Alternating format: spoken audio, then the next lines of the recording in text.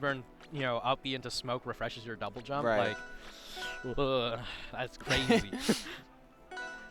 I mean, a lot of people have, you know, said for many years that Forsburn's not a very good character. I think they're wrong. I think Forsburn's pretty good. Forsburn is definitely pretty good. Yeah. I mean, there's a lot of characters nowadays where people, you know, have for many years said, hey, this character's not very good. And you actually, you know, have to play them or play against them now, and it's like, no, they're fine. Yeah. They're fine. I mean, that's the rivals balancing for you, right? The worst character is still a threat, as always. The worst character in the game would probably still be like A tier or something like that at worst. Exactly. Yeah, it's not like, you know, you're playing like Blaze Blue or Smash or something like that, right? You know, there's no melee Bowser. There is no melee Bowser, thankfully.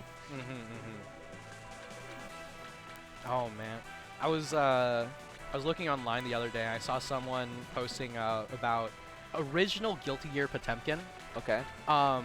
And the pros that they had listed there on Dust Loop, because they list pros and cons of playing every character. So the pros were nobody can call you carried for playing the worst character in the game.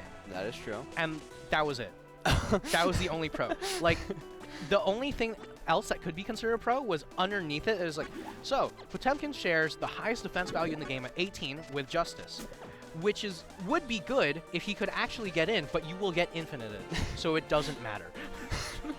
And the cons just spread through a full page, right? I mean, Rivals doesn't even have close to that bad of a low tier, right? I mean, the closest we got is like, I don't know, just pick a random character to call low tier. Let's say Arcane.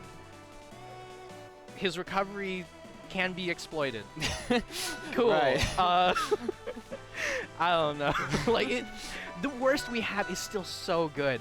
But here we are with players that are far from the worst. We have some very solid players. We got the Ranno versus Cork, Frootloops versus... Wait, I said Ranno versus Cork. Ranno versus Forsburn, Frootloops versus Cork. And already going to be taking everything off the table. And are we starting Ethereal Gates? Is it going to be a run back here? No, it's going to be the Swampy Estuary. All right. I mean, how do you feel about the stage picks here?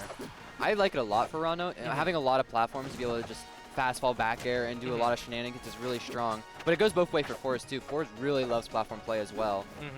I think this stage is really good for Ranno's recovery, though, because you have a lot of edge canceling options. So it's quite good.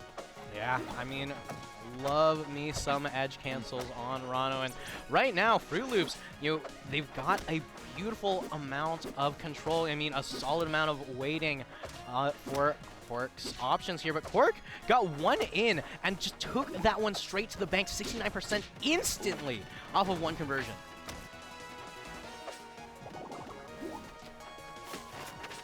Oh, and there's that edge canceling you were talking about. Right, but Cork, on the other hand, you know, unfazed and ready, down strong. You know, when in doubt, whip it out. Yep. Down strong going to work out just fine. Single needle for Frootloops, going to get a little bit of damage, but ooh, all right, I see the vision here. All right, down tilt, up strong. Yeah. Okay, I mean, waiting for some kind of tech option. Instead, it is the no tech that does still get covered by the up strong here. Frootloops going to be looking to sneak back onto stage, bubble in place, and Cork going to just take them as far away from the bubble as possible. Yeah, Cork is really just kind of running at Frootloops a lot of the time. And it's working out. So now, off stage here. Oh, wow, and just goes straight for the super aggressive uppy here. Frootloops got Cork off stage and into the blast zone, though. Like I said, you know, these keyboard players, super consistent. I mean, was able to get the edge guard and the immediate response, one stock to one. We usually see these players start really running away after game number one, but I have no idea who's going to take game number one first. Looking like Frootloops, but Cork, as we've seen before, once he gets an opening, it's absolutely devastating. Yeah, Cork's really only needs one good conversion here just to switch it around. Yeah, I mean, we're getting closer to down tilt up strong territory here. Looks for an up strong, maybe a little bit preemptively here, but yeah, Frootloops trying to seal this out. Cork has an opening, though. Beautiful recovery. Good stall with the bubble. I love that Frootloops. Oh my God! Oh, wait, no tech. Quark misses the tech, and Frootloops going to be able to take a game number 1. I love how you mentioned, the edge canceling scenarios that get opened up by Swampy Estuary, but Frootloops uses that as a tool and not a crutch. Right. Right? I mean, that stall was phenomenal. Not going for the edge cancel every time because Quark was so ready for it. Yeah, I mean, a lot of players, they'll position themselves ready for that back air as soon as you try to jump out, or they'll be ready for the parry or something like that. Really just, especially I saw that single up B where he didn't even go for the edge cancel, he just went straight down. Yeah. Really messing up Quark's positioning here. Yeah, I mean, but right now, we are going to be on Tower of Heaven. Speaking of positioning, this is one of those stages that heavily rewards, positioning around these platforms, but Frootloops doesn't seem to mind. All right, we got Quark off stage and in a lot of trouble here. Back air, not gonna do it quite yet. Oh my God, forward air. Sending Quark off stage, 135% and counting. Oh, the iframes on the bubble. Quarks finally gets back, but not before taking 140%. Yeah, but Frootloops getting mixed up by the smoke. Beautiful smoke clear. Not quite the timing that they wanted.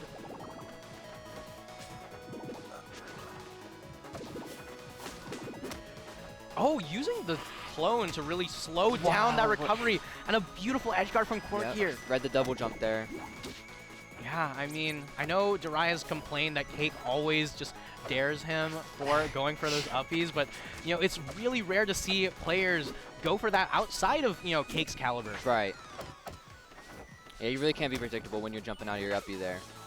But it's crazy. Early on, Quark was got 150% already, and now he's up a stock. Yeah, I mean, looking like Smash 4 here, looking for Rage, but with a parry into the up strong, Frootloops back on the board, but back in disadvantage already.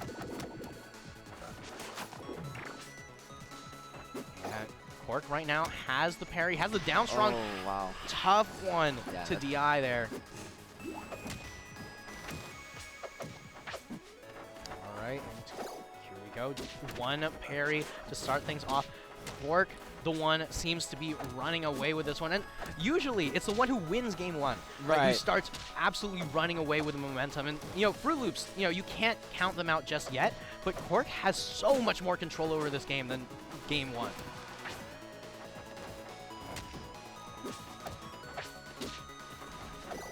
All right, one down tilt parried. Down strong, not going to kill just yet. If you're Frootloops, what are you looking for? How do you get back into this? I mean, you have to make a big play. First of all, you have to secure the stock somehow, but you can't obviously overly rush it. So really, I'm just waiting for a big opportunity to get this kill, secure it before I think about doing something risky the next stock.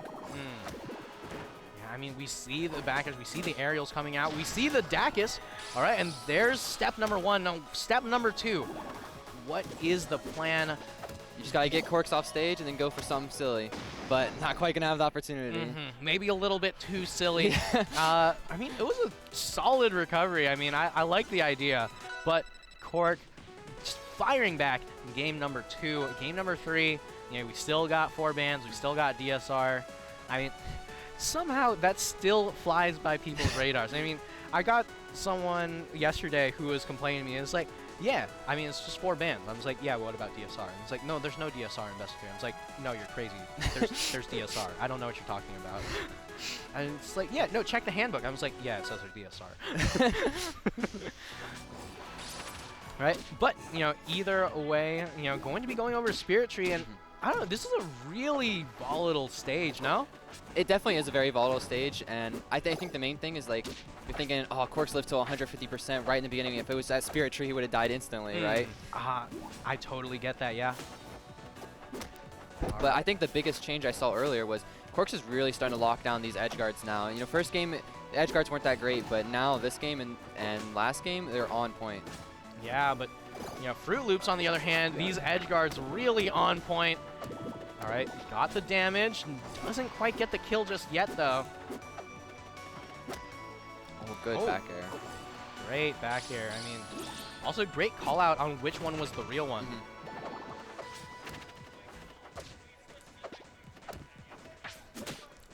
Good up smash. Wow.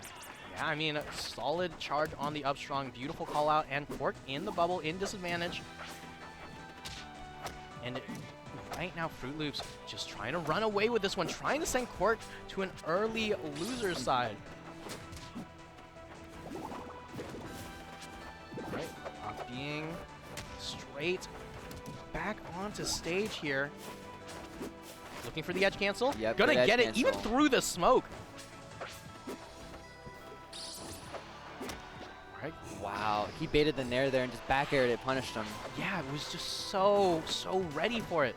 You can tell that Cork understands the matchup, but Frootloops gonna be able to take charge regardless. Doesn't go to the smoke there, you know, still taking a lot of damage from that single needle earlier. I mean, this poison stack has so much value. Oh, just the raw Dacus. Yeah, I think that's a great point you bring up, though. Not a lot of people talk about that poison stacks. That can really rack you up damage quick. Yeah, especially because, you know, Cork just continually trying to set up smoke, continually trying to, you know, cover the stage, continually trying to get back into this game here. But Frootloops, oh, no resources. This could be huge. Oh, no!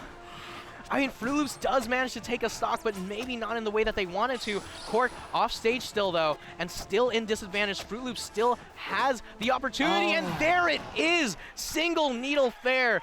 Frootloops going to be able to do it. I think that was 100% of people who thought Cork was going to win. And just like that, Frootloops making the upset, sending Cork to losers. That is absolutely insane.